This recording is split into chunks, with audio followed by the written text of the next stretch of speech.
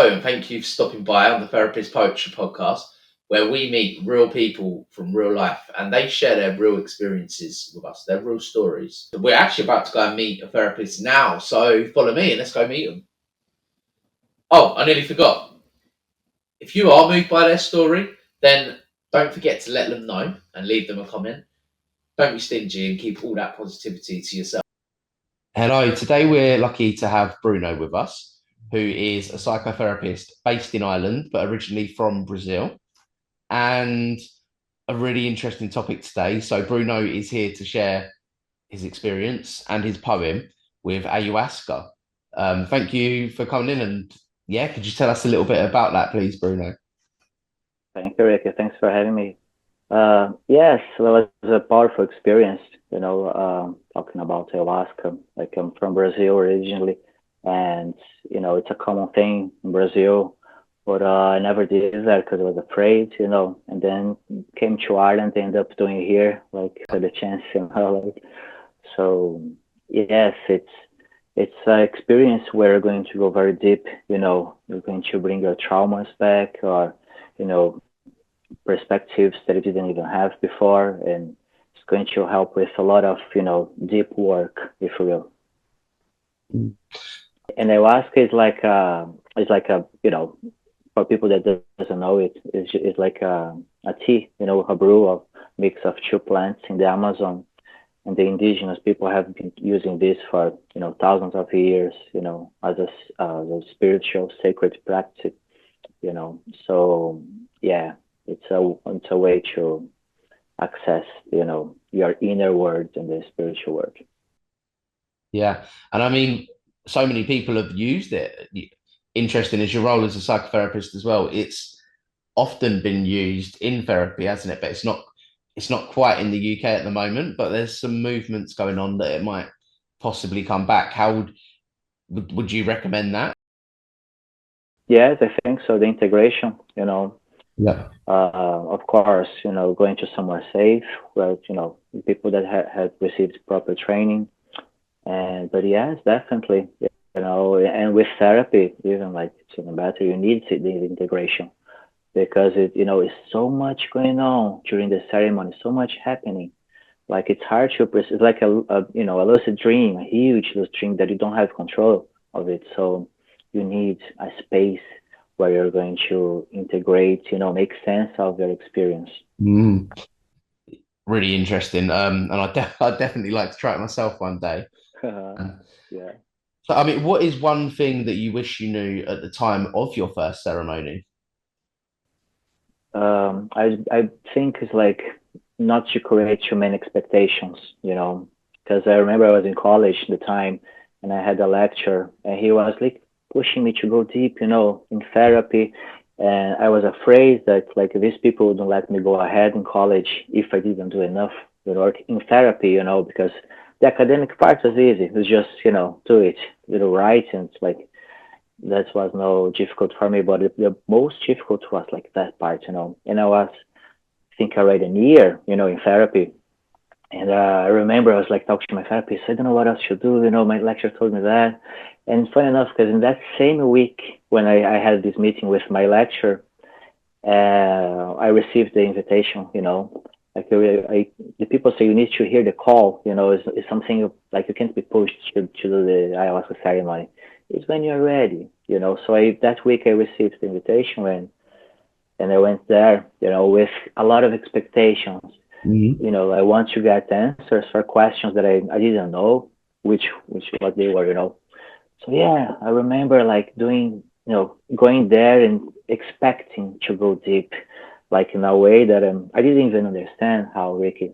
Mm. So yeah, and then like I didn't have anything, any insights, any vision, and I was frustrated. By the end of the ceremony, it was morning time already. I remember like I was talking to some people, and then some like people there told me, "Oh, you can't hold much expectations because uh, she will give you what you need, what you want." And when I say she, it's like I ask, she comes like in a female form, not woman, and shows herself like that. Mm-hmm. So in the morning, I I noticed, realized that, okay, so it's a lot about letting go and surrender, and whatever I need, just, so that was the first night. And then the second night was completely different. I was, I wasn't holding expectations. I was just like, well, whatever happens, it happens. If nothing happens, great as well. But if it does, and then it was just, magical. But yes, I wish I'd know this before, not go there expecting too much. Yeah, and I mean, it's understandable as well, isn't it? The first time you go there, you probably heard stories, so it's hard not to get into that kind of expectation, isn't it? And it kind of leads into our next question really well, which is how has counselling helped you to understand your experience of ayahuasca?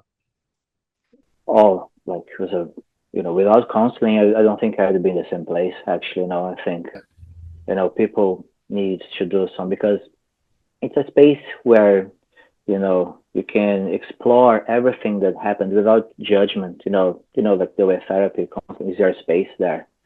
And so what's really you know um, amazing to bring what I processed there, what I learned there, and processing in counseling. I remember my therapist. He was great. He was really giving the space.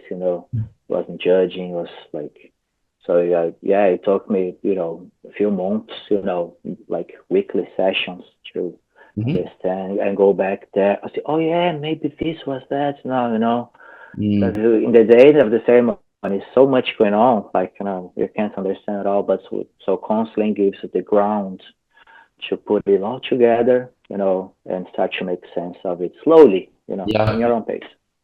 yeah, and I mean, with so much going on, as you're saying, it's taking that time to really get to the meaning of things that have come up for you in your ceremony. Absolutely. Okay, I mean, so was there any within your counselling? Was there any counselling theory that helped you to understand your process from ayahuasca?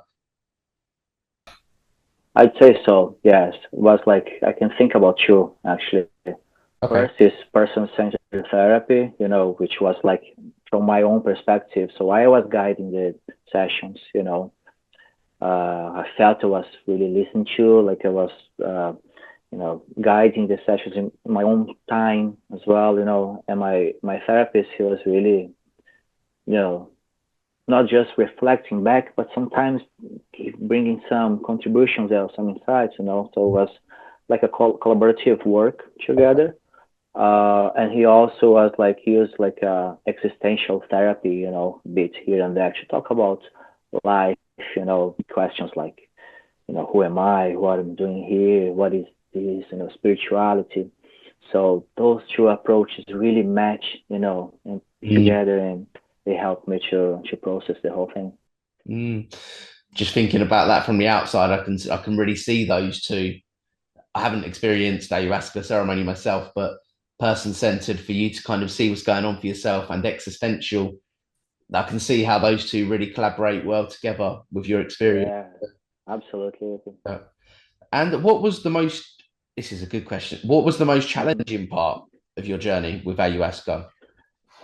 Oh, the most challenging. That's such an interesting question because it is really challenging. I think was to die. And now many people who goes through this, experience, they go through something similar. So there is a moment like it's a ego death, but in my case was like, yes, it was like, physical death. I literally felt I was dying. There was a moment there, I started to feel hunger, and like a hole in my stomach here, and I couldn't even ask for help. I was so immersed in that place, and I didn't believe that was just something that I was seeing. Mm, I was experienced that. I was, convinced that okay, that's me done. Now I'm going to go. And it was painful. It was really, like sad, and I just dying there, and so that was, you know. But then I remember, like, oh, just let it go. There's nothing I can do here now, and that's the whole thing about you can't hold anything. Just as life, it's letting go. So yeah, once I went through this death, I had my last, This definitely I was gone. And then the first one again, I was back to life. I was in a beautiful place. In a space like where the stars are born. Was really beautiful.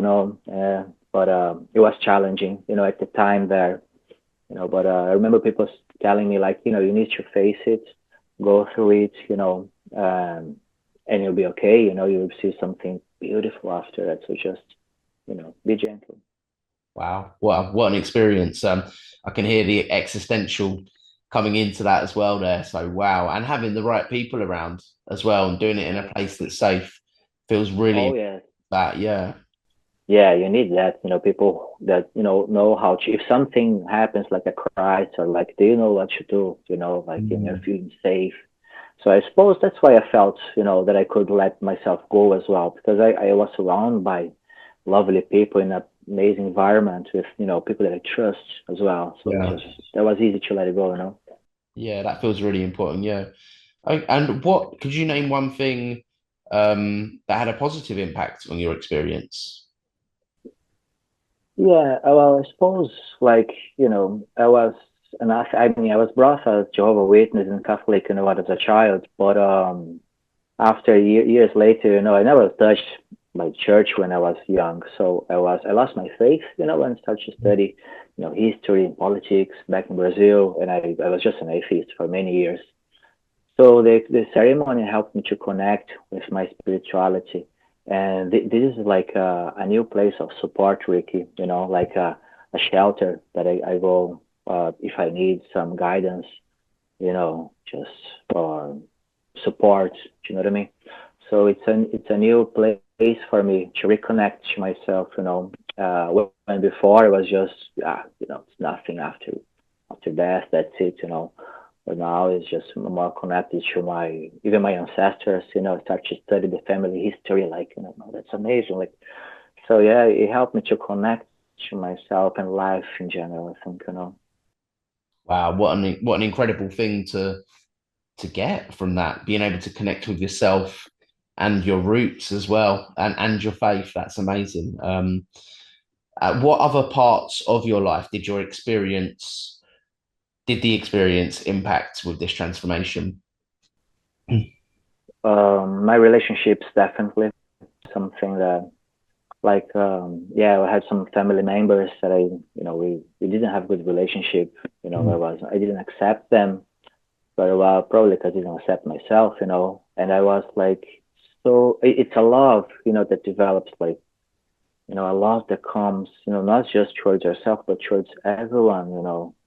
And I remember like thinking about them, these family members, and say like, gosh, how lucky I am, to have these people in my life. It could be way worse, Mm. and I'm really happy. And I told them after that, thank you. Actually, I love you guys, and I'm happy. I know you're doing your best. So am I. And we are all in this crazy adventure that is life. And nowadays I have a very good relationship. Like and we were for years like fighting, like. Mm. So yeah, that was like a practical change, in life. Wow, that feels really important for you and for them as well, not just for yourself but for them too.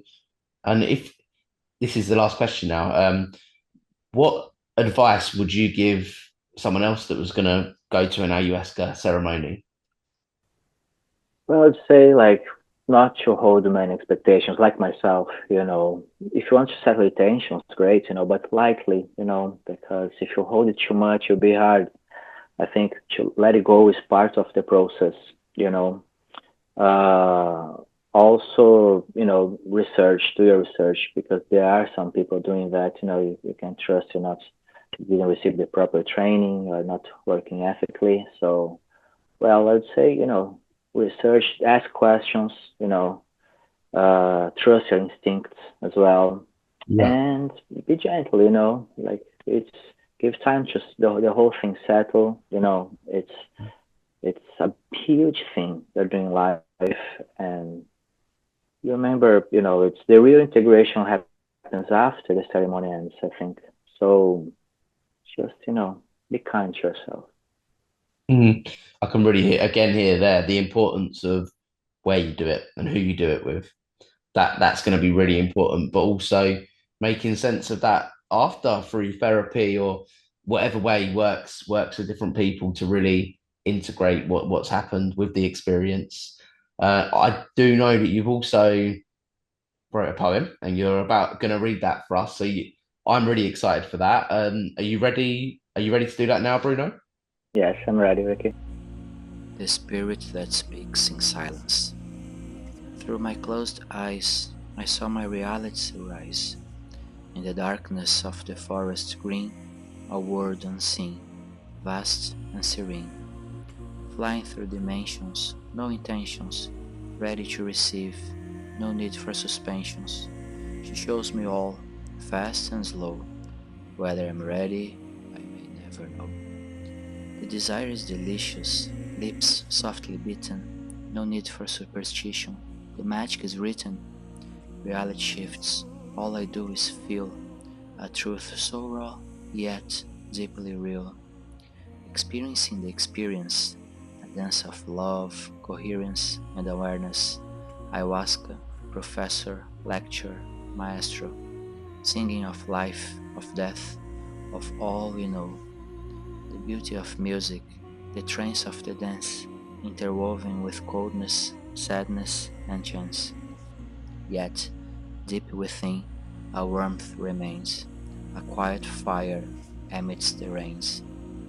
Colors and textures never seen, spirits have never been. Why are we born? The question ignites. We are born to be alive. In another sacred space, under a different sky, the medicine brought me to the roots of my bloodline. Shaman Isidoro, a man of knowing, with peace in his voice, his heart overflowing. For the first time I set intention, calling my ancestors with deep attention. Grandfather Zé, Grandmother Lydia, come, speak to me. Show me the roots of my family tree. But they did not come in words or rhyme, not in stories nor in time. Instead, the visions began to rise, endless tunnels, sacred designs. The shaman's song, the rattle's sound, leaves whispering, spirits unbound. The unseen word, slow to appear, like a carnival float drawing near. Cold and heat, in dance divine, ayahuasca's body intertwined. Peace descends, weightless yet deep, a meditation vast and steep. The sky is painted in stars so wild, the Milky Way horizon tide. A second cup, the journey turns. Through death and life, the fire burns. I see the ashes shifting bright, the spirits move, their forms alight. Then the music calls them in, a pure invitation, free from sin. And so they enter, light as breath, dancing through me, defying death. My eyes roll back, my body sways, they move in me in sacred ways. Who they are, I don't know, but they have come as I asked them so. For the first time, I let them through, a vessel for the old and true, a fair exchange, a rhythm sweet, spirit and flesh in balance meet. But thirst returns, my limbs grow weak, the journey slows, the spirits speak, they drift away, their dance now done, as I return with the rising sun. Yet the trees still breathe, the fire still sings, the earth alive in pulsing rings. I sit in wonder, lost in grace, a visitor to time and space.